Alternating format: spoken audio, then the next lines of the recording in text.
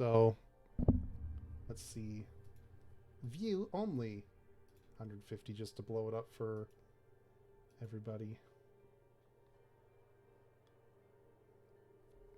All right.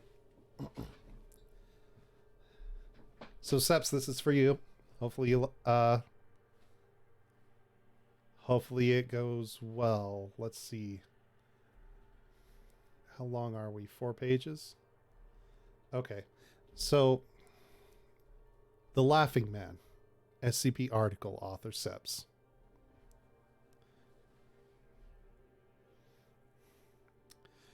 Object class, you listed. Special containment procedures. SCP is to be contained in a sealed glass container, which is locked inside a 10 centimeter by 10 centimeter by 10 centimeter steel cube at all times. This cube is to be placed inside a 2 millimeter by 2 millimeter by 2 millimeter containment cell. Access to SCP and immediate area is forbidden unless the subject has a SCP Foundation supplied hazmat suit and undergoes a psychological test and medical examination before and after being in proximity with SCP. Hey, thank you so much for the follow, Lukey Spooky. Hey, it's great to see you. Nice. Containment chamber of SCP should be thoroughly checked every 2 weeks for any holes or cracks on the containment box. In the event of a breach, which can be caused by the death of a victim from SCP, a special procedure is to be followed. No fewer than 3 Class D personnel will be tasked with recontainment of SCP. After the subject has been properly assigned, one subject is to purposefully ingest SCP and be directly led into the containment cell. Once the subject is inside, they must voluntarily force themselves to vomit into the containment box in an attempt to contain the parasite inside of the box. If this fails, subject is to be locked inside the containment cell and never to be opened again until the subject's body is fully decomposed, and another team can enter the cell to attempt the procedure again. Description: SCP is a sentient collection of invasive parasites. SCP is extremely aggressive towards all biological beings, and will attempt to invade the brain of any biological entity it comes in contact with. If SCP manages to successfully invade the brain of the victim, the parasites will dispense a hallucinogenic, convincing the victim that a man known as the Laughing Man Phenomena. Phenomena. Phenomena.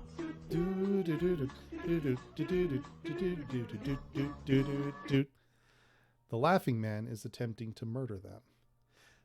The apparition in question, known as SCP-2, resembles an American middle-aged man, 1.7 meters tall, and weighs approximately 70 kilograms.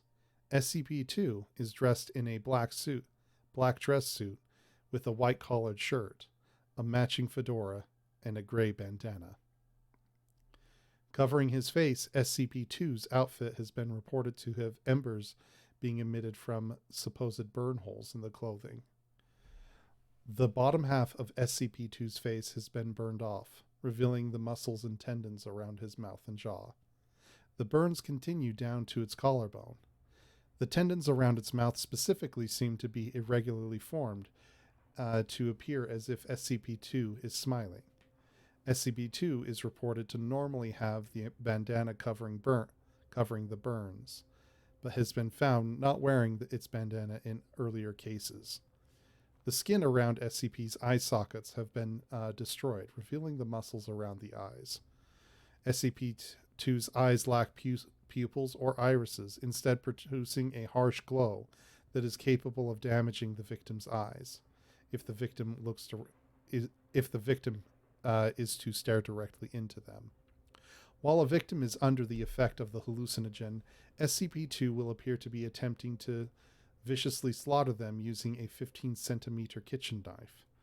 Any wounds inflicted by SCP-2 are accurately replicated by the parasites residing within the victim. Wounds can consist from minor cuts on the skin to complete decapitation. Once the victim has entered the hallucination state, it's near impossible to escape SCP-2. Um, SCP-2 possesses the ability to lift up to 200 tons of material and can move at any speed up to 50 kilometers per hour. SCP-2 has been reported to also emit a deep laughing sound while attacking the victim. Research shows the parasites manage to inflict these wounds by applying an extremely acidic compound to the localized organs and tissues of the supposed wound that will dissolve it, creating a perfect replica of the wound. SCP-2 can pass through all matter with the exception of bulletproofed material and H2O. Victims under the influence of the hallucinogens may also suddenly enter cardiac arrest due to the fear of SCP-2 or the hallucinogens. As of date, the Foundation has discovered that SCP-500 is the only known substance in existence that can cure the effects of the SCP. Due to SCP's irregular and unpredictable behavior, the effects may last up to 5 hours after ingestion of SCP. During this time, medical staff must remain on site, and the subject must be lied down on their back and covered in a bulletproof blanket to prevent SCP-2 from harming them. Victims who survive SCP and SCP-2 will continue to see SCP-2 in the corner of their eye or in their dreams due to an inactive strand of the parasite remaining in the subject system. Inactive parasite remnants cannot summon SCP-2, but will produce remnants in the mind of the victim. Incident report at Alpha 1. Doctor. Let me do this.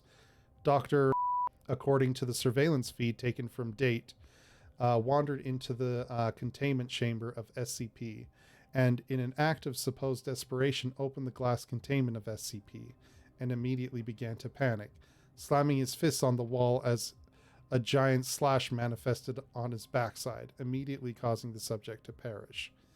2 days later, during the bi-weekly checkup, Class D 2834 reported that the corpse of Dr. was confirmed deceased, seemingly to have a slit throat and 10 stab wounds on his chest and stomach area alongside the original slash. SCP was contained safely with zero failed attempts and without any added loss of human life within 24 hours of the following the incident. Addendum A1. Test Alpha 1 SCP-684. SCP was distributed orally to SCP-684. Test hypothesis is SCP would terminate SCP-684.